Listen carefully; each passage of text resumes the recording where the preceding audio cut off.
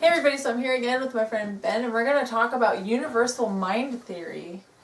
Yeah, so the universal mind theory is nothing I've come up with. It's long been around, and the concept is like if you've ever seen that meme floating around on online Facebook, it shows a picture of like Jason Hawes, ghost hunters, and they're investigating like a 300-year-old castle.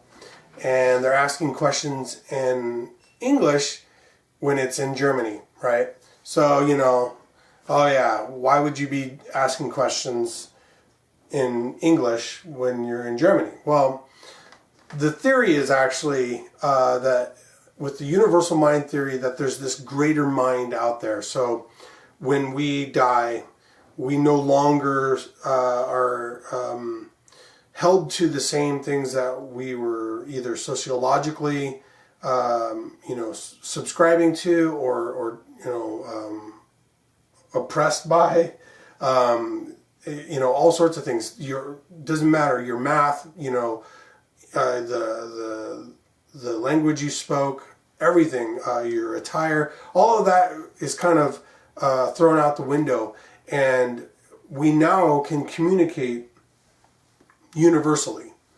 So you could be in a location, like I talk about in my edition of the universal mind theory, where you're at the Musham Castle in Austria, and this thing was built in 1208 or something like that. And a lot of bad things happen there, witches being beheaded, the belief of people being werewolves and them, being imprisoned and you name it, all sorts of crazy things happen. So you're there, you get to investigate it, and you're being mindful about the fact that, okay, I'm in Austria, so, I should ask the questions in the native language here.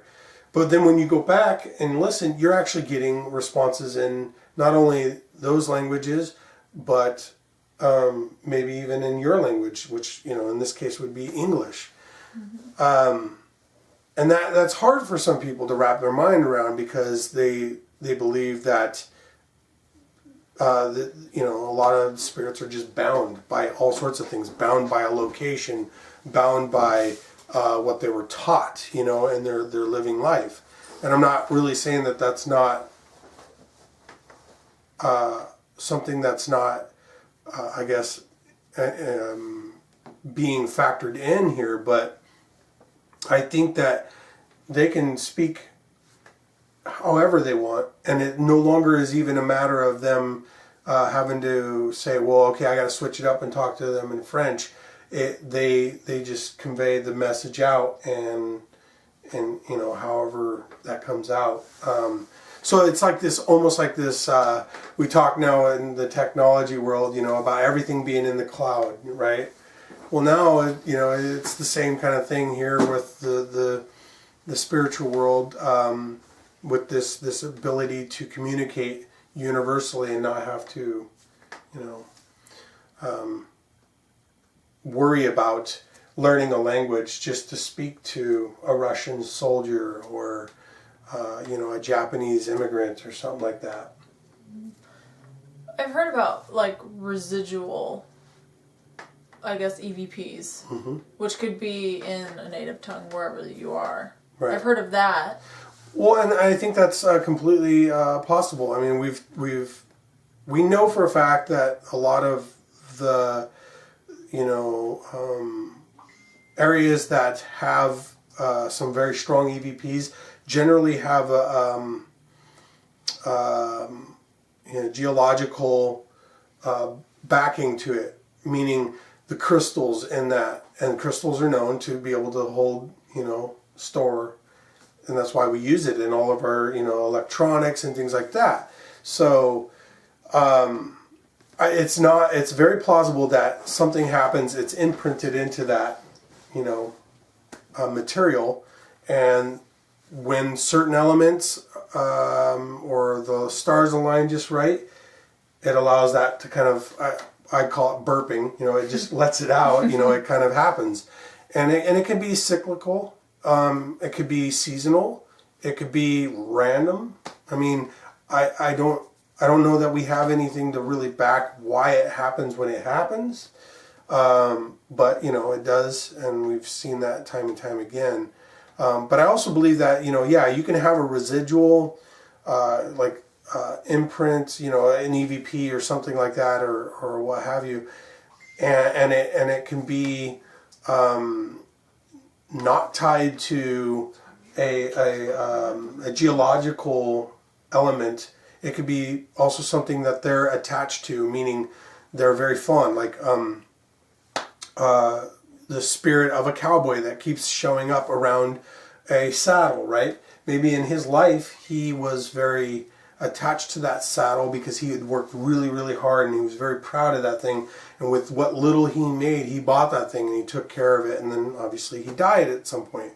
He still likes to hang out with that thing. Mm-hmm. So, you know, what if that saddle no longer, you know, it was a Western saddle from here in the U.S. and that saddle now is sitting over in, I don't know, Cambodia, right? I don't know why I'd be in Cambodia, but just bear with me.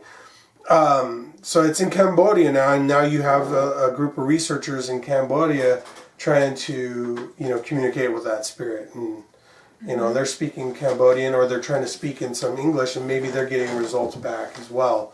So I think that those all could be tied, but it could be responses that are tied to that, you know, that saddle, and may not even have anything to do with what they're asking as well.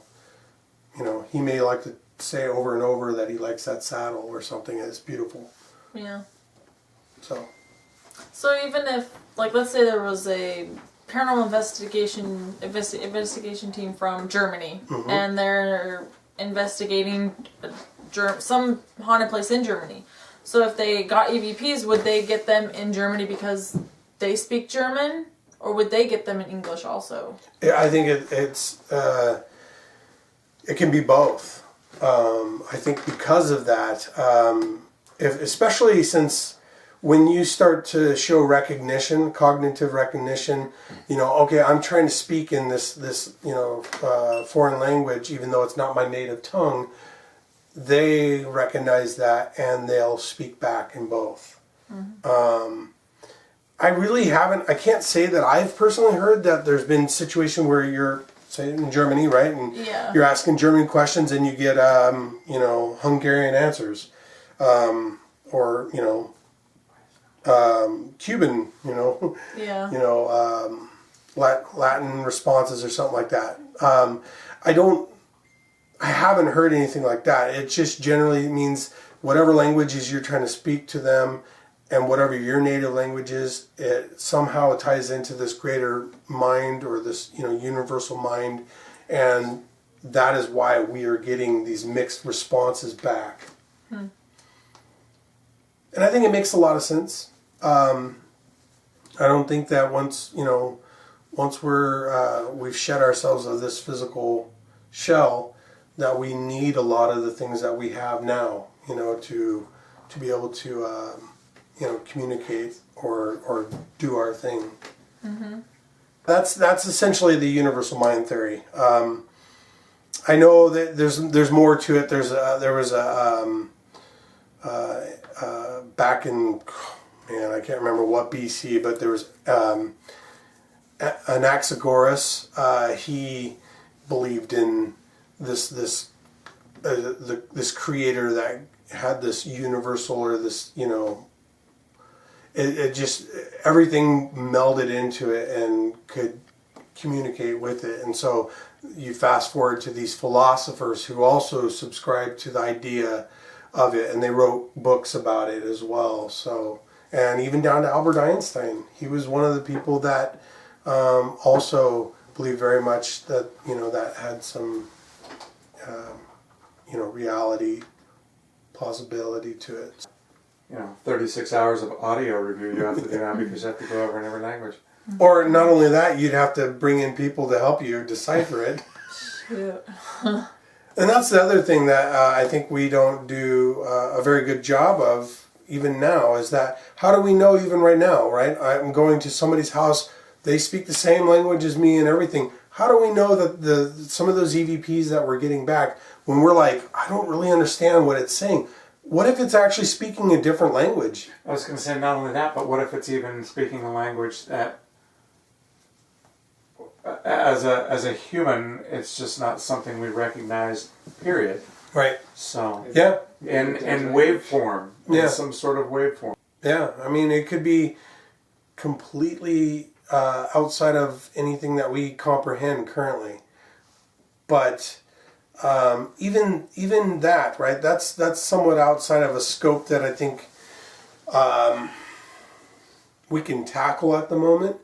You know, but I mean, I think that, you know, we could be doing a better job of at least cross analyzing stuff with, you know, maybe software that can detect a different language, you know, and help us maybe capture an EVP that says, oh wait, it's saying something else in a different language. That's so tough too, because that's similar to the obelisk, which requires a preset series of a dictionary of words. And yeah, ambient environmental changes to influence that, or, you know, dictate what it's going to, you know, output to us. Yeah. Yeah, and it's kind of like what Adam said earlier. We could go circles in this, whether it's, you know, I mean, you can go all day long. But that's the beauty of this, is that we you know, even with, like, say, this concept of the universal mind theory, there's no harm in trying to exercise it and check it out and keep working with it. That's our job, right? Our job is to research this stuff. Let's apply this theory, or let's take this concept and put it into you know, a working scenario and see what kind of responses we get, or kind of reaction. So. And it's good to have these theories and talk them through, because ultimately it leads to new ideas, new concepts, new ways of thinking about things. So we'll talk to you guys later. That's it for today. Bye.